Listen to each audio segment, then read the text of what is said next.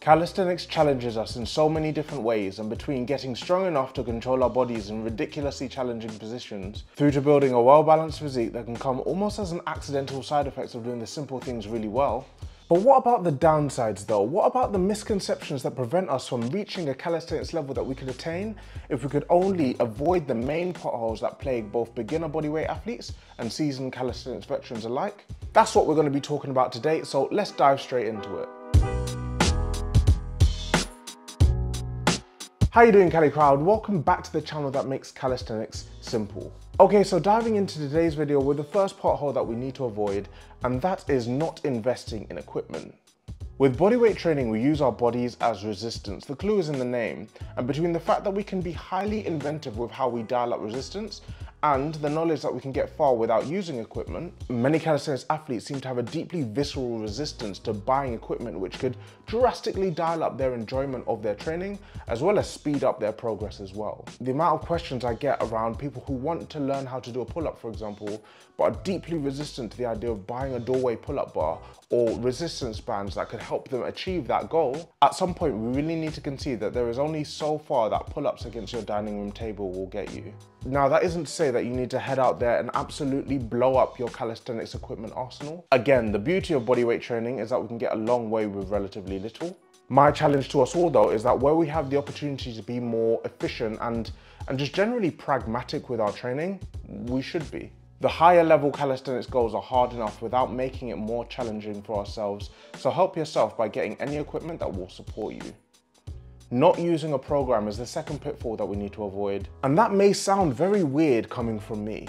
This whole channel is designed to show that anyone can achieve high levels of skills in calisthenics even by DIYing everything and mastering basic principles. And please don't confuse using a program with buying a program.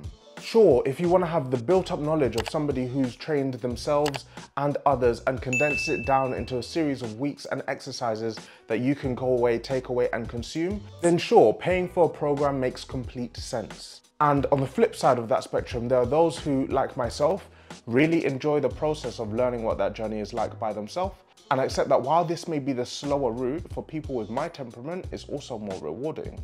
It's that weird grey area in the middle where this pitfall lies. These are those who show up, string a random group of exercises together, think that they've trained really hard and then go home. Now I'll pause there and say that there is a lot of value in play and experimentation. I myself have gone on record on this channel trying things out to see what my limits are, but this is more like 1 in every 30 or so training sessions.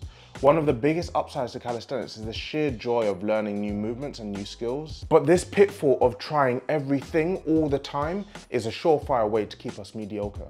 Trying out everything we see on Instagram also has the further downside of increasing the likelihood of us burning out. Even the most basic calisthenics exercises can be relatively heavy compound lifts using multiple muscle groups simultaneously. This is actually one of the biggest advantages to the intelligent bodyweight athlete, but if we spend too much time bouncing from demanding exercise to demanding exercise, when are we even recovering? So set goals for yourself and make sure you follow a program of work that brings us closer to those goals, whether you make your own or you buy somebody else's. And we also need to review our progress as well, in whatever form that takes. What gets measured gets improved. Ironically, given the pitfalls we've mentioned so far, we also need to consider paralysis analysis. Honestly, if you're working on just moving more and trying out training, especially if it's for the first time, you're already way more health inclined than the majority of people on this planet. It's a really depressing thought, but selfishly for you, this should actually be quite motivating. If you're having fun, staying safe and generally looking to improve even slightly day by day, we need to celebrate this. Fine, your pull-up form might not be the best on day one. That shouldn't stop you from working on it because everybody starts somewhere. Actually, the fact that you're even watching this video is a signal of your intent to improve yourself. So keep grinding, keep going for it, and you'll probably find that you progress surprisingly quickly. Crowd, I really wish I'd known this stuff for myself when I started out on my calisthenics journey. I'd have saved myself a world of issues and actually a lot of time as well. But if you're looking for how to get the best out of starting out with bodyweight training, then check out this video.